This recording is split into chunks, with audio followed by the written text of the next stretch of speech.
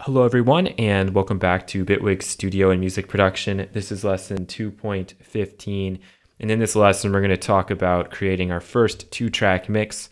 So I'm going to give you guys a little bit of a practice assignment or just a little exercise you can do at the end of the video, but right now at the beginning just a couple last little tricks and tips I want to show you before you dive in and get to doing some really creative and interesting stuff. The first thing is recording in automation. So there are a few different modes. For right now, we're just going to stay on latch mode. And latch mode is going to record any sort of changes you make, but when you finish making those recordings and you click stop, it's going to revert back to the default setting. So I'll show you that quickly. So if I wanted to, I just have to arm this, and it's called the automation write, or I like to call it the automation recorder. So I'll just enable that. I'll go to bar 17, solo this track, click play, and I'm just going to mess with one of these frequency bands.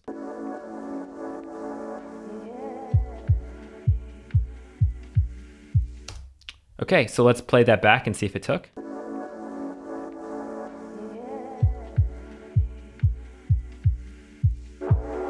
It did, and like you notice, right when I stopped recording, it jumped back. But if you want to stick with what you had, real simple, you can just double click your very last automation point, and now it will stay at where you had released it and stopped the video or stopped the automation initially. Very simple. Another way to write in automation is to use the pen tool, and you can access that by clicking the 3 button or by just selecting it here. And so if we want to draw in our automation, I can go a little funky here. When I let it go, it's going to analyze and try to get rid of some of the unnecessary dots here, like that. And so here's what we've come up with.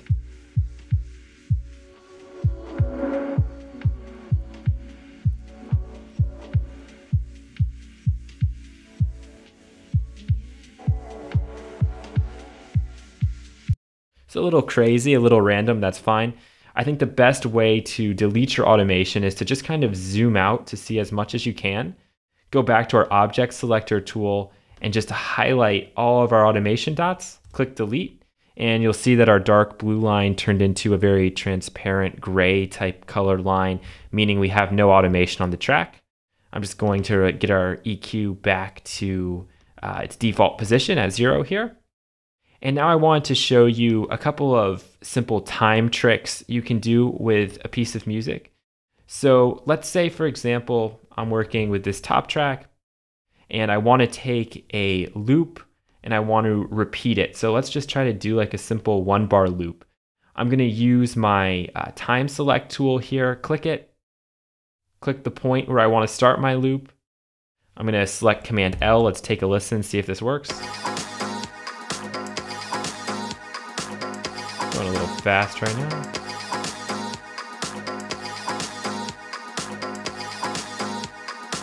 But that sounds pretty good to me. It sounds pretty seamless. So if I want to duplicate this time, meaning I don't want to duplicate and overwrite the content moving forward, I can either click Command-Shift-D or I can right-click and I can select Duplicate Time. So we could do it 3 times here, so we'll have 4 in total. Turn off loop. Let's go back and listen to this and see what it sounds like.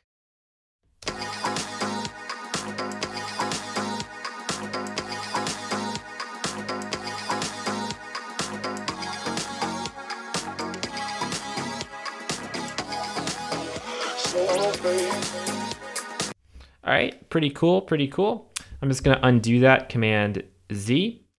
The one thing I will say though is now you could take these clips and you can move them around and you could actually drop them to different tracks and stuff, which is pretty cool, and perhaps something that you'll want to use when you're making your mix between 2 tracks. So that leads us in perfectly to our first little practice assignment together. What I want you to do is to take 2 tracks. They can be as similar or dissimilar as you want, and you're going to create a mix between the 2 of them. Now, there are going to be some limitations, and when doing something creative like we're doing right here, having limitations can be really, really great. So our limitations are as follows.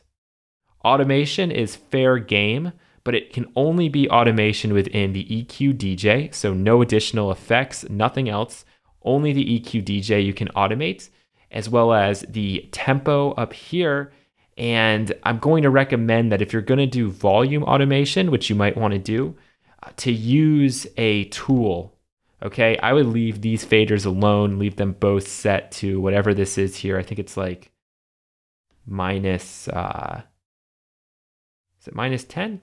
I think it might be minus 10 is where these guys default to. So let's just get this right at minus 10.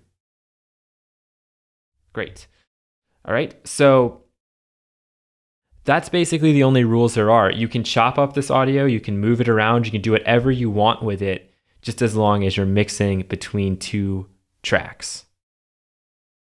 Sounds simple enough, but I guarantee you all are going to come up with very, very different sort of arrangements and ways to mix and mash up a couple of tracks. Make sure that both of your tracks have been stretched so that they'll be lining up together, so you're not going to have any sort of train wrecky situations like we saw in our other sort of DJ setups. And the other question you might have is, well, what if our levels are not really that similar? We're not going to be doing any compression. We're not doing any actual limiting on this. And personally, I love dynamic variation. But if, for example, one track just happens to be much quieter than another, you can do the following. And I would say add a second tool in. The first tool is going to be the one where you're setting the amplitude for your track. And maybe that one you actually would want to set before the DJ EQ, but it really doesn't matter that much. However, it would make a little more sense to put it here because this is, the setting for your track. So let's say that our track B is much quieter, and I need to turn it up a little bit. I would just do that right here.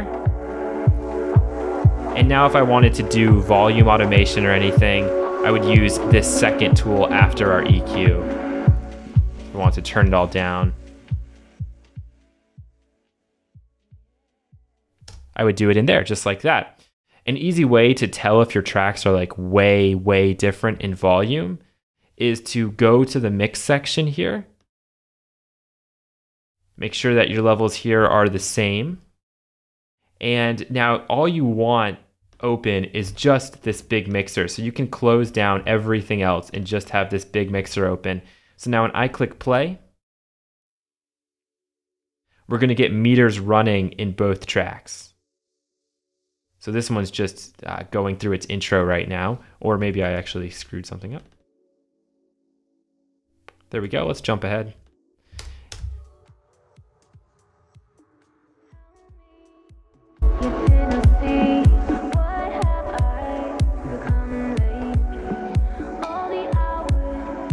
So we can see our peaks. This number is going to indicate the peak. These two lines above, these are also looking and searching for peaks. And the bars here, they're actually tracking approximately the average level of the track. So these two tracks look really close to me, and we can actually go to like different peak points to see.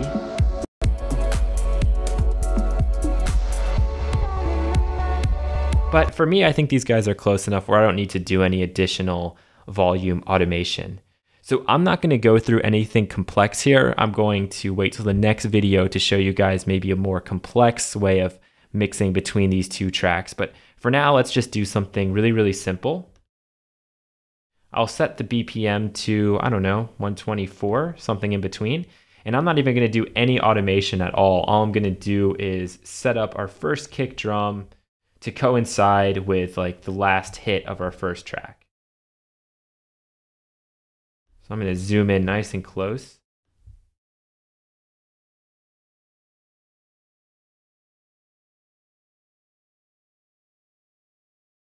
That looks pretty good to me. And now we can just experiment and play back and see if it sounds good or if we might need to make any adjustments. So I'll play back from about a bar and a half before we come in. Well, more than that, actually.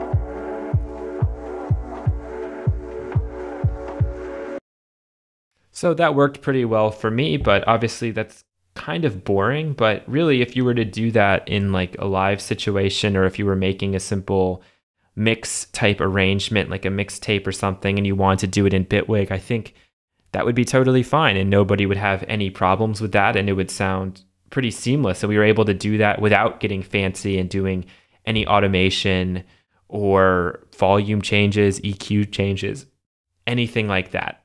But what I want you guys to do is to be as creative as you possibly can be. And this is a good time for me to just mention that I can teach you like everything about a software and I can show you like my process, but it's really useless because this is all about you and being creative. So the things that are internal to you that make you love the way two things sound together, and you're going to approach this and you're going to have ideas and light bulbs that are so different from mine. And that's where this gets fun and that's where this really gets interesting. So I want you guys to maybe play around with this and just have fun and see what you can come up with. And if you really come across something truly inspiring, feel free to, upload it to SoundCloud and to post it in the comments, and I'll be sure to take a listen to it. And I bet I'll probably be pretty shocked at some stuff some of you guys are able to come up with. So that's going to do it for me in this video. In the next video, I'll show you an example of something that I would come up with. But again, it's really not that important. It's all about you and being creative and doing something that you think is pretty interesting. So thank you for watching. Until the next lesson, that's it for me. Take care and have lots of fun.